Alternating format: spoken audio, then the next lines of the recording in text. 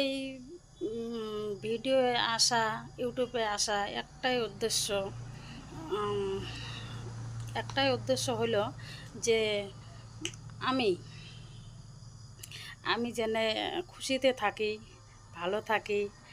তার কারণে আমার ছেলে মেয়ে ভিডিও করার জন্য এই ব্যবস্থা করছে। ঠিক আছে, তা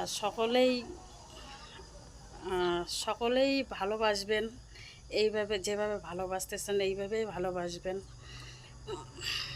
আমার কেউ নাই, শুধু ছেলে মেয়ে দুটোই আছে। কিভাবে কিভাবে লেখাপড়া করাবো, কিভাবে খাওয়াবো, কিভাবে বড় করব। ছেলেটা লেখাপড়া হইল না, ছেলেটা বাইরে থাকে, কি করব, ভাগ্যে নাই। বাপ হয়ে ছেলে মেয়ের মর্ম বুঝলো না, এখন আমি কি করব, একা মানুষ।